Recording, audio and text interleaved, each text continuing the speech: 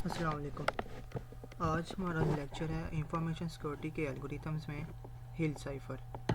हिल cipher एक ऐसा algorithm है जिसमें हम इंक्रिप्शन और डिक्रिप्शन करने हैं किसी टेक्स्ट की मैट्रिक्स की फॉर्म में। इसमें यह होता है कि हमारे पास एक प्लेन टेक्स्ट दिया होता है, ये हमारे पास प्लेन टेक्स्ट है और साथ में हमें उसकी की दी होती है।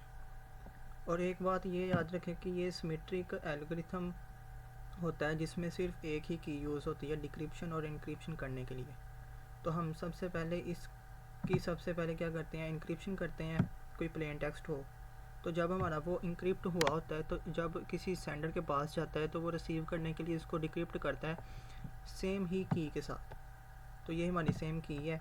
अब मैंने यहाँ पर एक एग्जांपल ली है। ये मेरे पास एक प्लेन टेक्स्ट है जिस पे लिखा हुआ है कोड और हमारी ये एक की है जिसमें हमारा मैट्रिक्स है 11 8 3 7।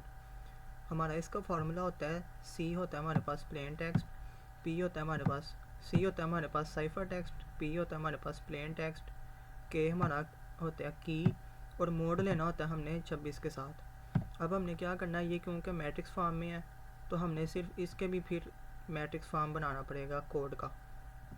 हमारे पास यहाँ मैट्रिक्स दिया 2x2 का। तो ये बात याद रखें कि जब भी हमारे पास हमने प्लेन टेक्स्ट की मैट्रिक्स बनाना है तो हमने उसको इसके जो रो हैं उसको लेना है और साथ में हमने उसका लगाना 1, मतलब कि 2x1 का हमारा ये मैट्रिक्स बनेगा। अगर हमारा 3x3 का मैट्रिक्स होगा तो हमने उसका जो बनाना है वो हमारा बनेगा 3x1 का। ठीक है, जैसे मैंने नीचे किया, यहाँ मैंने 2x2 का बनाया हुआ है और बनता भी ऐसे ही है। ये रूल है इसका कि इसमें हमने अगर 2x2 का हमारे पास मैट्रिक्स या की दी हुई है तो हमने इसका जो आगे मैट्रिक्स बनाना है प्लेन टेक्स्ट में से उसमें हमने 2x1 का करना है। अब हमने यहाँ ये CR रूल यूज़ किया कि अगर कॉलम और रोज़ आपस में बराबर है तो ये मल्टीप्लाई हो सकते हैं।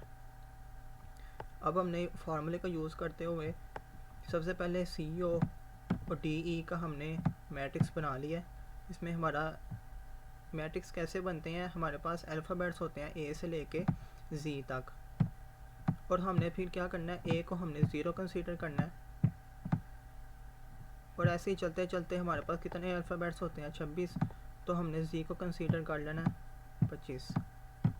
मतलब कि जैसे ही हमारी गिनती चलती है वैसे ही इसने भी चलना है, तो ये हमारा 25 हो जाएगा।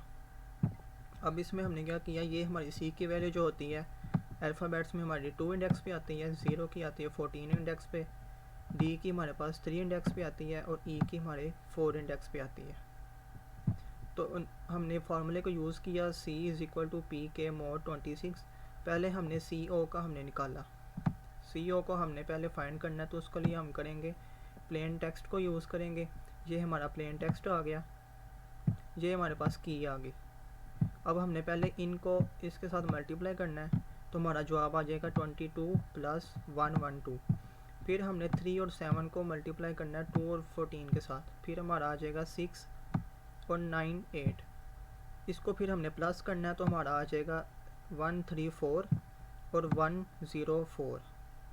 फिर इसको हमने सिंगल मोड लेना है 26 के साथ तो हमारा ये जवाब आएगा 4 और 0। अब ये मोड कैसे लेते हैं, सबसे पहले हमने 134 को 26 पे डिवाइड करना है। जो हमारा आंसर आएगा उसको हमने क्या करना है, पॉइंट से पहले जितने भी डिजिट्स होंगे उसको माइनस कर देना है उस वैल्यू के साथ जो हमने इन दोनों को डिवाइड करके निकाली थी।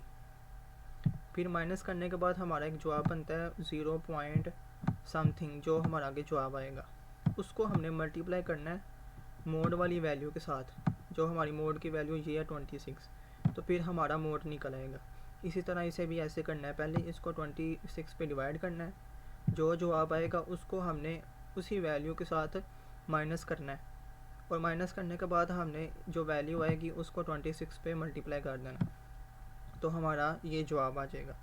ये हमारा निकला है CO का। अब हम देखते हैं DE का। DE का भी इसी तरह प्रोसेस है, हमने वही फार्मूला लगाना है। ये हमारी की लगी है, ये हमारा प्लेन टेक्स्ट है जो हमने उसको मैट्रिक्स फॉर्म में तब्दील किया। फिर हमने इसी को मल्टीप्लाई करना है, इन दोनों के साथ मल्टीप्लाई किया तो हमारा ये आ गया 33 + 32। फिर इसी तरह नीचों को मल्टीप्लाई करना है 9 + 28, तो मोड आ जाएगा 26। इसको हमने जमा करने के बाद मोड निकाला तो हमारा जवाब आ गया 13 और 11। तो ये हमारा इनक्रिप्ट हो जाएगा। अब हमारा कैसे पता चलेगा कि क्या क्या वैल्यूज़ आई हैं।